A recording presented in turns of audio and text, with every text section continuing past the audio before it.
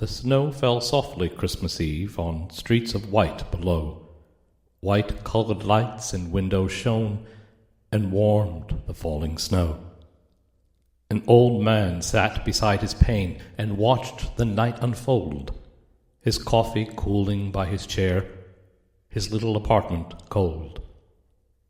He heard the children down the hall run laughing past his door, while someone sang a Christmas song he heard 1,000 times before. Silent night, holy night, all is calm, all is bright, round yon virgin mother and child, holy infant, so tender and mild, sleep in heavenly peace, sleep in heavenly peace. Across the street, a family came with packages piled high. A little girl ran toward the house as snowflakes filled the sky. The old man smiled and watched them go. He liked to see such things, for Christmas still could warm his heart and all the joy it brings. No Christmas tree stood in his room. No presents filled the floor. His wife had gone 12 years before. He lived alone once more. But on the table near his chair there sat an old wood box with faded letters tucked inside and memories without locks. He opened it, as he always did when Christmas Eve drew near, and took a photograph from war he guarded year by year. 7 young men stood side by side, their youth untouched by war, their faces filled with hopeful smiles, not knowing what lay in store. He touched the first one with his thumb. There's Eddie, grinning wide.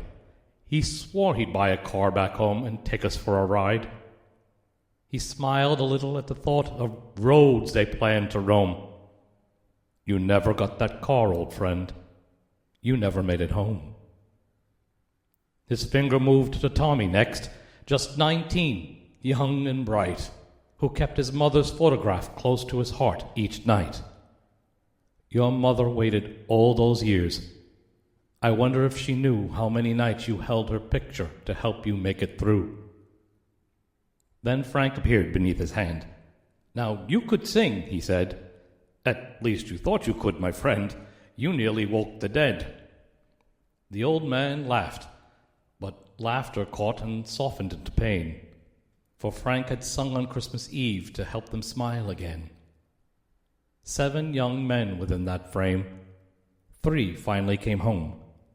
Then years went by, and one by one, they left him here alone.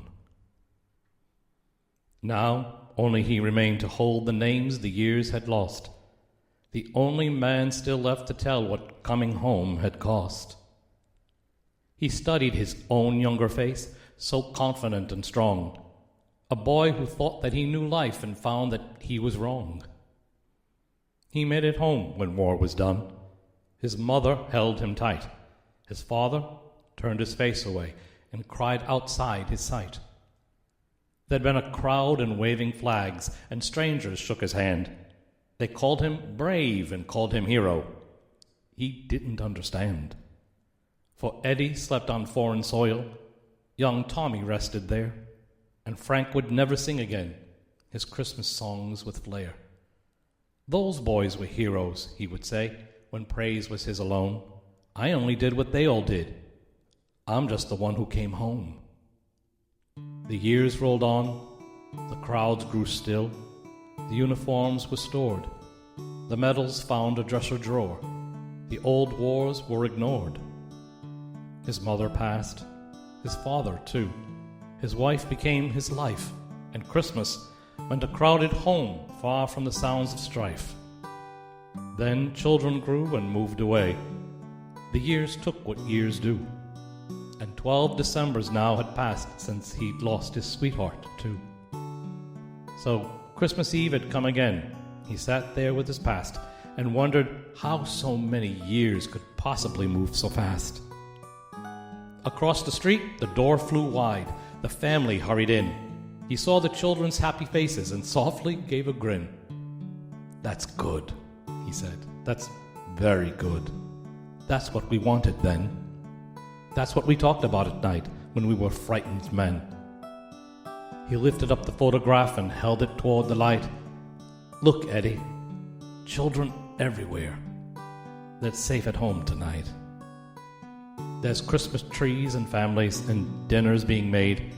There's children who don't understand the price that you boys paid." His voice grew weak. He cleared his throat and looked into the frame. The world moved on and never knew a single one by name. His eyes grew wet, but still he smiled. And that's all right, you know. We never went so they'd remember. We went so they could grow. So mothers could complain about the mess beneath the tree. So fathers could fall fast asleep with children on their knee. So little girls could laugh too loud and race across the floor. So no one had to wonder who was marching toward their door. "That's what you gave them, boys," he said. "An ordinary life. A Christmas filled with foolish things. With children, home, and wife." He set the photograph back down beside his cooling cup. Then came a knock upon the door that made him straighten up. He turned and listened carefully. The knocking came once more.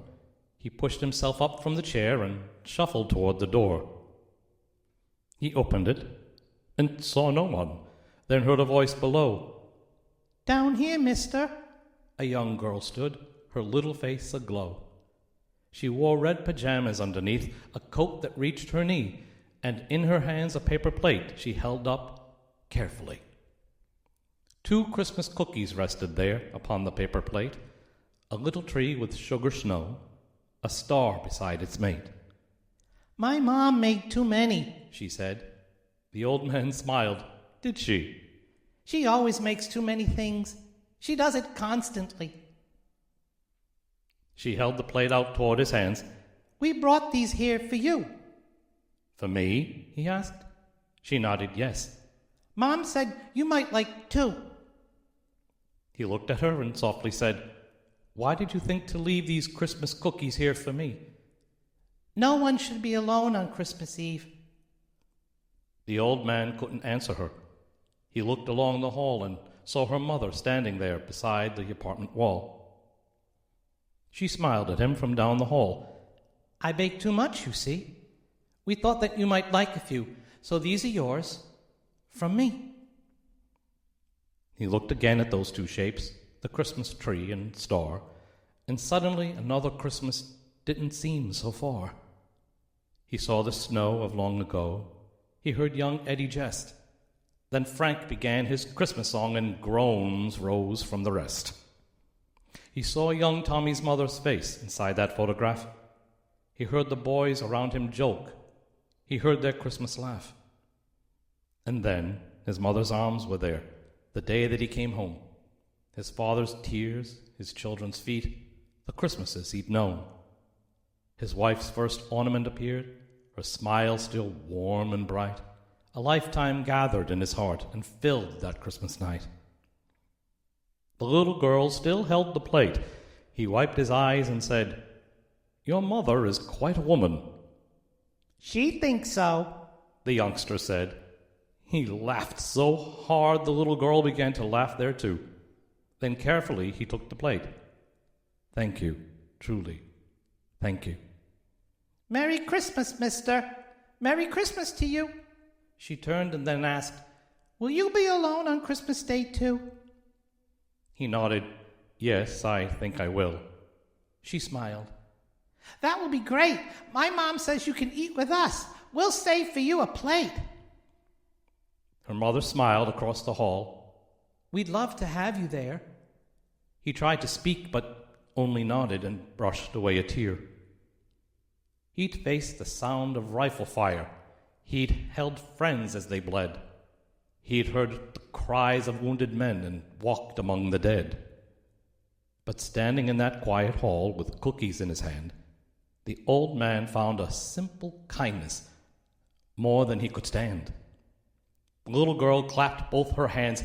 "Then dinner is it too?" He found his voice and softly said, "I'll be there.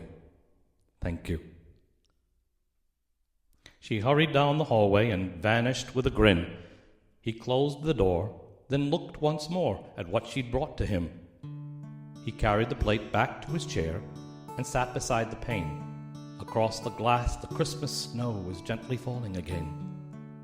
He pulled away the plastic wrap and reached toward the tree, then stopped and looked at that small star as still could be.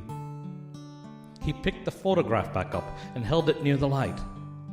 They'd never know what two small gifts had stirred in him that night. He looked upon those youthful faces, then brushed away a tear. "You should have had this too," he said. "You should be sitting here." He placed the star beside the frame. "This one's yours," he said, "for every Christmas that you missed and for the lives you should have led.